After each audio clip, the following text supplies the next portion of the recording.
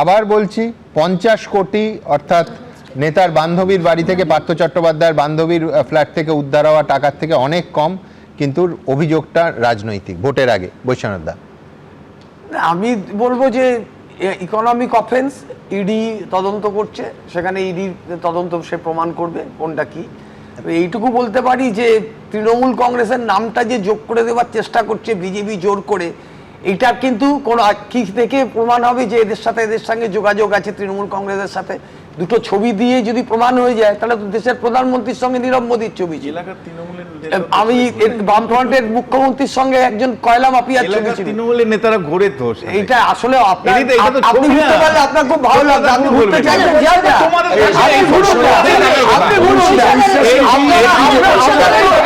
বিরোধীদের হয়ে কথা বলে আপনি ঘুরুন।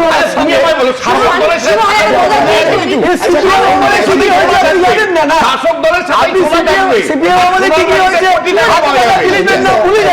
এক সেকেন্ড শুনুন, এই যে এই বাড়িটা দেখলাম যে হোয়াইট হাউস না ব্লু হাউস কি সব নাম, এই বাড়িটা আমার মনে পড়ে যাচ্ছে সেই জয়ন্ত সিং এর বাড়ির মতনই, রাজপ্রাসাদ। মানে দেখুন কিরকম এদের একটা মডেল তৈরি করা যায় যে এসব গুন্ডাদের বাড়িগুলো একই রকম, যত ভেতরটাই কালো বাইরেটা তত সাদা।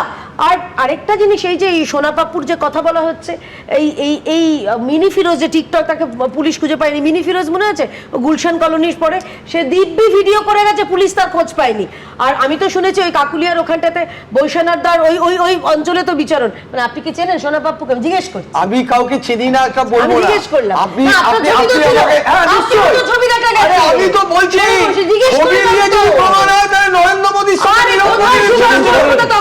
আপনি তো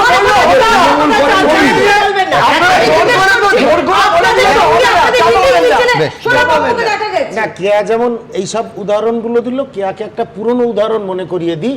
বিজেপি নেতা রাকেশ সিং যখন বিধান ভবন আক্রমণ করেছিল, সে রেড রোডে দাঁড়িয়ে লাইভ ফেসবুক লাইভ করছিল, পাশ দিয়ে পুলিশের ভ্যান চলে যাচ্ছে, হয়তো কত এসবির গাড়িও চলে যাচ্ছে। রাকেশ সিংকে এরকমই সেটিং বিজেপির সঙ্গে এদের। একটা কথা বৈশ্বনাথ দ্বারা বলে, আপনাদের সঙ্গে তো সেটিং আছে পুলিশের, একটা কথা বলে খুব সুন্দর লাগে আমার, সাবজুডিস, ইকোনমিক অফেন্স, খুব বড় বড় কথা। ডিএ চাইলে ব্যাপারটা সাবজুডিস, কিন্তু এসআইআর যখন জুডিশিয়াল কাস্টাডিতে চলে গেল সেটা ভারী অন্যায়। জুডিশিয়াল কাস্টাডিতে চলে গেল? হ্যাঁ, জুডিশিয়াল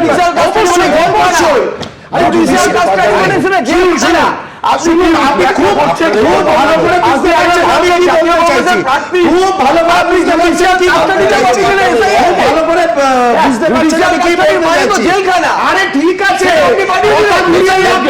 আমি ঝগড়ার এবিপি আনন্দ, এগিয়ে থাকে, এগিয়ে রাখে।